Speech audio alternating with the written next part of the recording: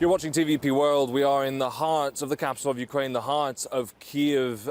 Freezing cold temperatures in this city, and of course the anniversary looming just in a matter of days. So we wanted to talk to one of President Zelensky's key advisors about the diplomacy that this country is involved in, about what comes next in the 5th year of Russia's brutal invasion of Ukraine. Of course, a fulsome conversation. We will be covering a lot of ground to understand what may come next. Ihor Brusylo, you are, of course, the deputy head of the presidential office, working closely with President Zelensky, one of his key foreign policy advisors. Thank you for joining us. Thank you for coming out. For our viewers to understand, minus 3 degrees in Kiev today. 10 minutes ago, this city was under ballistic missile threat. The sirens were ringing out. There was a threat, perhaps, of a ballistic missile hitting this city like it so often does. The reason we wanted to come out here is also to give our viewers a sense of what Ukrainians at home will be feeling. Minus 3 is actually one of the warmer days we've had in the last few moments.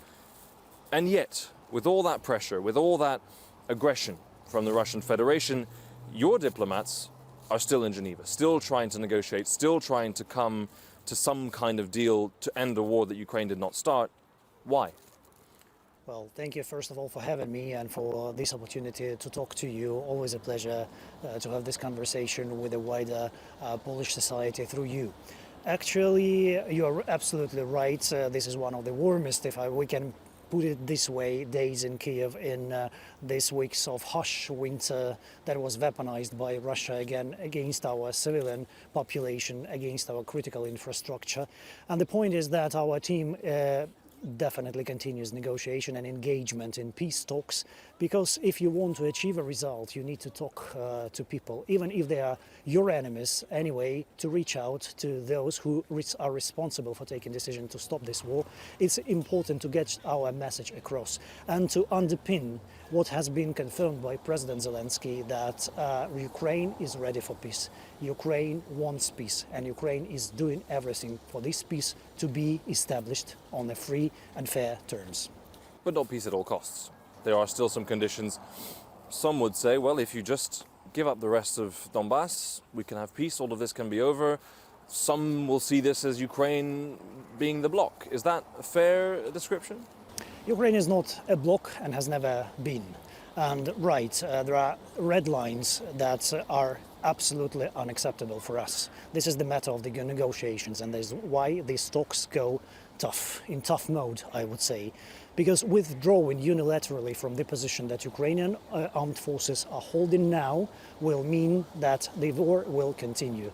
We understand the tactics that Russian Federation is using, is applying here, and they want to push the army from the fortified positions in order to make another launch pad for their further offensive. And that's why our military look at it very seriously, and they don't want to budge a centimeter from the line they're holding now. If we are negotiating in good faith, it means that some options like mutual withdrawal can be looked at.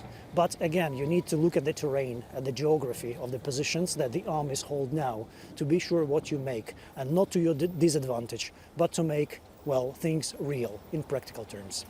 We've covered on TVP World a lot of these negotiations from Istanbul all the way now to Geneva through Miami. These have been going on for a while.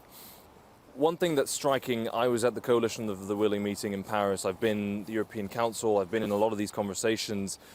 All of this is, when a ceasefire happens, here is this plan that we're developing. Do your teams get any sign whatsoever from the Russian side that actually, yes, they're open to a ceasefire, or actually are these negotiations just a way of wasting everybody's time and continuing to prosecute the war against your country? You can say that this is the waste of time when you have options. For us, the main option is to have this possibility to talk through the Americans, through the Europeans, to the Russians, to drive our position in seeking peace, of course. And, well, the ceasefire is a pivotal point when you can say, well, it's about security. It's one of the stages that would mean that we have managed to achieve a relevant period in which we can look really at real terms of real peace here in Ukraine. So ceasefire is a starting position. There is nothing else to add to that. Do you believe this notion that actually Russia has an appetite to end the war more long term, that they actually will stick to their word if they come to an agreement this time around? Well, again, you are looking at the options and at the circumstances you are in now. Our main position is to bring peace back to the Ukrainian population, to the Ukrainian people. They deserve it for quite some time, for quite some period of their travails. But, well, whether Russia wants it or not, we will have to see. And that's why teams negotiate. If they don't want, for example, to be serious, to be bona fide in their attitude to peace talks, then there should be further sanctions, further pressure on Russia to make this war unsustainable for them. There is no other way out of it. What kind of pressure? If you could tomorrow advise the US president, European leaders, and they will do what you ask them to do immediately, what's step one? Tomorrow, you want the US to do what? The main thing is about sanctions is the Russian shadow fleet. This is the main asset of the Russian war now. They still manage to sell their oil in the world, and this is the first target for targeted sanctions.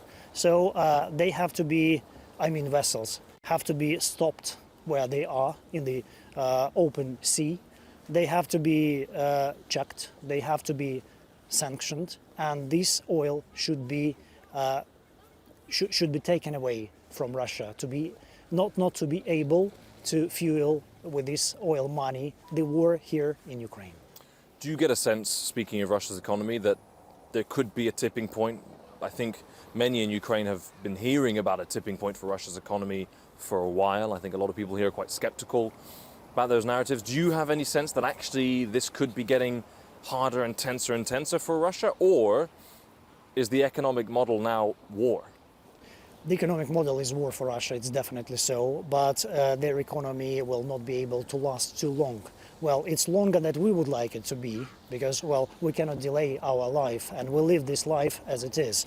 But, Russia still has this, I would say, the backup in their economy. So they will be able, for some time, to finance this war. Because, as you rightly said, their economy is all about war now. So main companies work for war. They work for the front, so to say.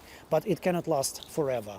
And we have this confirmation, and the real things there on the ground is telling that Russia will not be able to live and to keep their living standards at the level they used to. It will not happen in a day. But the direction that Western partners have chosen is the right one. So more pressure will mean that Russia will be bamboozled into making this war stop.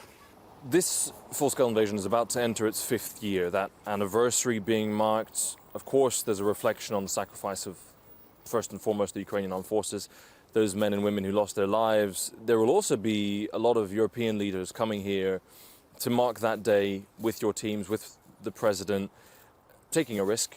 Frankly, as we said, this city is also under threat. What does that show of support, what does that mean for you, for the country? Right, it's a good and right question, and I would say that it sends a strong signal not only to the Ukrainian population, which badly needs it in the times of war, in these harsh times, but also to all the population, to all the people in Europe, that the war is more real than it may seem. It's natural for people not to want the war and not to be conscious about the dangers and threats that the war brings with itself. But the security in Europe is guaranteed primarily now by Ukraine. And the money, the investments European countries spent in support of Ukraine is not a wasted money. It's an investment in your own prosperity, in your own future security. All economy of Europe now is underpinned by the ability to defend yourself. And economy will go hand in hand from now on and in future. Will go hand in hand in ensuring prosperity for the people, to ensure the normalcy of life. And we need to get used that we have to sacrifice certain amount of money for our ability to defend ourselves. It's not about attacking anyone, but about the means and about the terms how you will ensure the prosperity of European countries. An asset that Europe has known for quite a long time to do, to generate prosperity, because the whole idea of Europe was based on peace and people. Now it is jeopardized. It is jeopardized by the Russian Federation. And yes, many leaders will come. I will not tell the exact names, but we understand that these are the closest allies of Ukraine, the real partners who in their previous history had relations with Russia. They had wars with Russia, and they know this is not just something that is like a joke or something that you can take lightly. It's a serious threat that have to be stopped here in Ukraine. And to do that can be done only jointly. This is a joint project of Europe and Ukraine. It's all about the future, security, safety and economic prosperity of Europe. Two leaders who I suspect may not make the trip. Viktor Orban of Hungary, Robert Fico of Slovakia.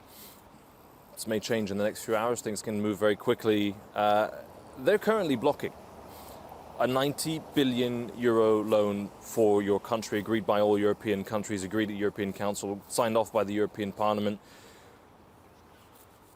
What's your message to Viktor Orban and Robert Fico? I think that they deprive their own population of the opportunities to develop, and they try to drag their countries back to the Russian backyard. It's not only about economy or some advantages, it's politics, of course, we understand that. But, well, emotions are not something right in this situation. We have to be emotional, but we try to keep our emotions under control, regardless of the situation on the ground.